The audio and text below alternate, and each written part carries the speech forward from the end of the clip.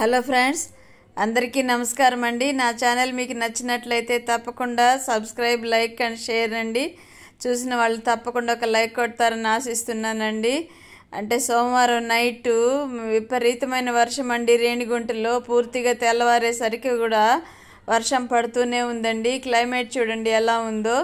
ఇప్పుడైతే 5:45, 6 అవుతోందండి. అంతే చూడండి, వర్షం అయితే సన్న చినుకులు పడుతూనే ఉన్నాయి.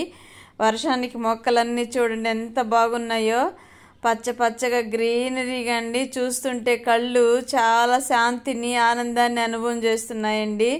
పువ్వులంతా కూడా కాశీరత్నాలు, చిన్న చిన్న మొక్కలు పడి వచ్చిన గింజలు పడి వచ్చిన మొక్కలండి. అన్నిటికీ తీగ బారును అల్లుకునేసి, నేల బారును అల్లుకొని కూడా పువ్వులు బాగా వస్తున్నాయండి. చూడండి ఎంత బాగా అల్లుకున్నాయో.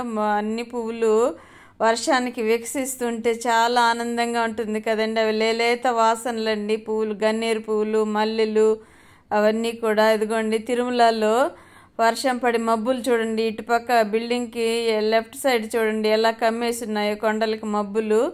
అక్కడైతే తిరుమలలో అయితే సూపర్గా ఉంటుందండి క్లైమేటు. చల్లగా, హ్యాపీగా, విపరీతమైన చెట్లు కదా అక్కడ. బాగా వర్షం కురిసి ఇంకొంచెం చల్లగా అయిపోయి ఉంటుంది వెదర్ కూడా. మల్లెపూలు చూడండి ఎలా పూసున్నాయో. కొన్ని రాలిపోయినాయండి అటుపక్క, అవన్నీ ఏరాను. ఇదిగోండి మందారాలు, అక్కడక్కడ మందారాలు పూస్తున్నాయండి. ఈ మధ్య చూపెడుతున్నాను కదా. చాలా హ్యాపీగా ఉందండి. ఇవన్నీ కూడా నీట్గా ఇంకొంచెం వర్క్ చేసామనుకోండి ఇంకా బ్యూటిఫుల్గా ఉంటుందండి. మన చిన్ని గార్డెన్ అయినా కానీ. తీగలు చూడండి ఊరికి అలాగా పడి వచ్చిన మొలకలండి ఇవన్నీ కూడా.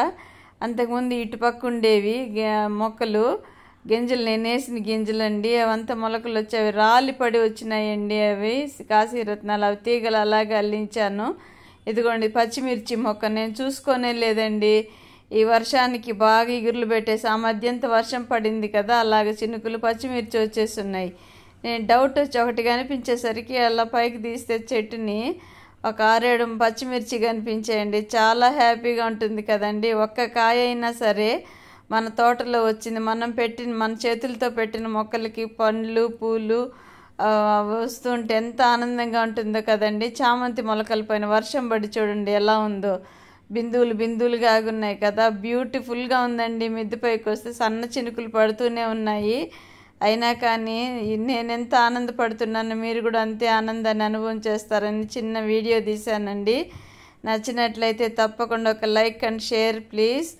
మీరు చూస్తున్నారు కానీ కామెంట్ అయితే పెట్టట్లేదండి. కామెంట్ పెడితే నాకు కొంచెం హుషారు వస్తుంది కదండి, బలాన్ని ఇచ్చినట్లు అవుతుంది. ఇదిగోండి గార్లిక్ వైన్ మొక్క అండి, ఇగుర్లు పెడుతూ ఉంది.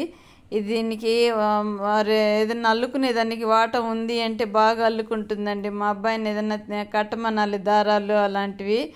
ఇదిగోండి కాశీరత్నాలు, ఇవి కూడా పడి వచ్చినవేనండి. ఇటుపక్క కూడా ఒక మొక్క పెట్టున్నాను, ఆ గింజలు పడి వచ్చాయి చూడండి. ఇటుపక్క ఎంత బ్యూటిఫుల్గా పూస్తున్నాయి కదా పువ్వులు. మునగ చెట్టుకు అల్లుకుంటుందండి. ఇది ఆధారం, ఇంకా అక్కడికి మళ్ళించాను మునగ చెట్టుకి. ఇది చూడండి ఎడేనియం మొక్క. పువ్వులంతా మొక్కలు ఆకుల మీదంతా నీటి బిందువులు అండి. చూసారా ఎడేనియం మొక్కకి జల్లుమని జారుతూ ఉన్నట్టు నీటి బిందువులు ఉన్నాయి చూడండి. ఎంత బాగుంటుందో కదా చూస్తూ ఉంటే గార్డెన్. మన చిన్ని చెట్లు పెట్టుకుని మునగపూత వచ్చేసిందండి, అందుకే అది చూపిస్తున్నాను. మబ్బుల్లో సరిగా తెలియట్లేదు. మునగ చెట్టుకి కోతులు ఇంకా చూసినట్టు లేదండి, లేదంటే పైకి ఎక్కి అవన్నీ కట్ చేసేస్తాయి. అవి ఇంక రాకుండా ఉంటే బాగుండు అనిపిస్తుంది. వినిపిస్తుందా సౌండ్? అక్కడ టపాకాయలు పేలుస్తున్నారండి. అవి వచ్చే గందరగోళం చేస్తున్నాయని టపాకాయలు అప్పుడప్పుడు పేలుస్తారండి. ఆ సౌండే అది. ఇంక ఉదయాన్నే కిందకు వచ్చేసి నేను స్నానం చేసి దీపం పెట్టానండి. ఆ వీడియో తీసాను కానీ సరిగా రాలా, అది ఎడిట్ చేయాలండి. రేపు పెడతాను ఎడిట్ చేసి. పూజ నేను ఎలా చేస్తాననేది చిన్ని వీడియో తీశాను. అదిగోండి అంట్లు కడిగేసిపోయింది కదా అమ్మాయి, అవన్నీ సెట్ చేసుకోవాలండి. ప్రతిరోజు డ్యూటీ. ఉదయం లేస్తే మధ్యాహ్నం అంటే తెల్లవారితో 10-10:30 వరకు ఫుల్ వర్క్ ఉంటుందండి.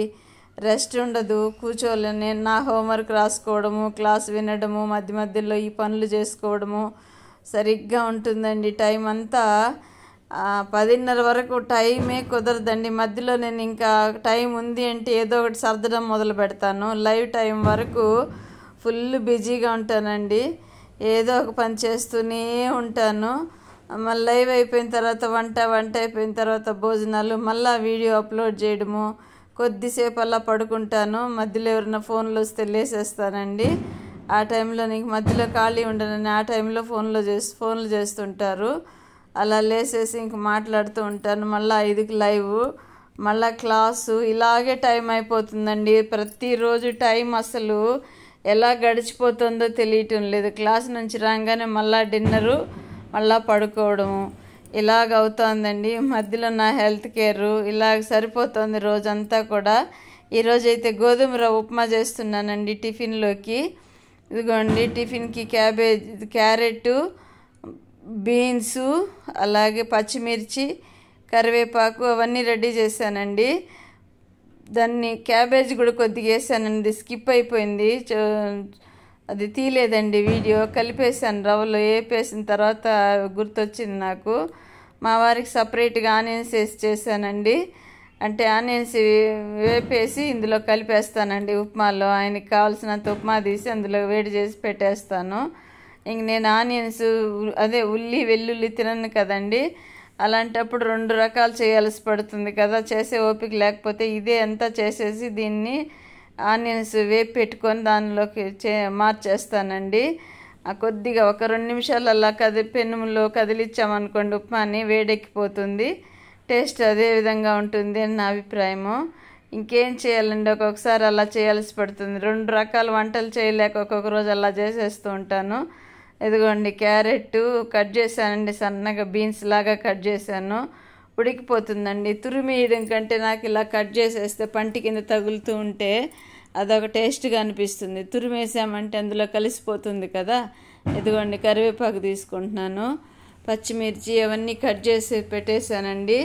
అంటే సన్నగా కట్ చేస్తానండి పచ్చిమిర్చి, చిన్ని కాయలు అని చెప్పాను కదా మొన్న, అవి ఆఫ్ చేశాను. పచ్చిశనగపప్పు, ఆవాలు, జీలకర్ర వేసానండి పోపుకి. దాని తర్వాత ఇవి వేసి వేపేసాను. క్యాబేజీ బాక్స్లో ఉండిందండి, కట్ చేసి పెట్టింది, అది కొద్దిగా వేసాను అందులో. అది స్కిప్ అయిపోయింది, ఏమనుకోకండి ప్లీజ్. అలాగే కీరా కూడా పక్కన పెట్టినాను చూడండి. కీరా కట్ చేసి పెడితే మా చిన్నబ్బాయి తింటాడేమో అని బీరకాయ పప్పు చేద్దామని బీరకాయ అవన్నీ పక్కన పెట్టానండి. ఇదిగోండి సరిపడినన్ని నీళ్లు, రవ్వ వేసుకొని సరిపడిన నీళ్లు పోసుకొని, కొంచెం మెత్తగా ఉండాలండి ఉప్మాలు. ఒక్కొక్కసారి పొడిగా కూడా చేస్తాను, కానీ మరి ఈ మధ్య డైజెషన్ అవుతుందని కొంచెం వాటర్ ఎక్కువ వేస్తానండి ఉప్మాల్లో. ఇదిగోండి ఇలాగైందండి ఉప్మా. ఇది నేను సపరేట్ వితౌట్ ఆనియన్ అండి. ఇదైతే నా కోసము, ఇదైతే మా వారి కోసం అండి. మా చిన్నబ్బాయి ఉప్మా తినడు. నచ్చితే ఒక లైక్ అండ్ షేర్.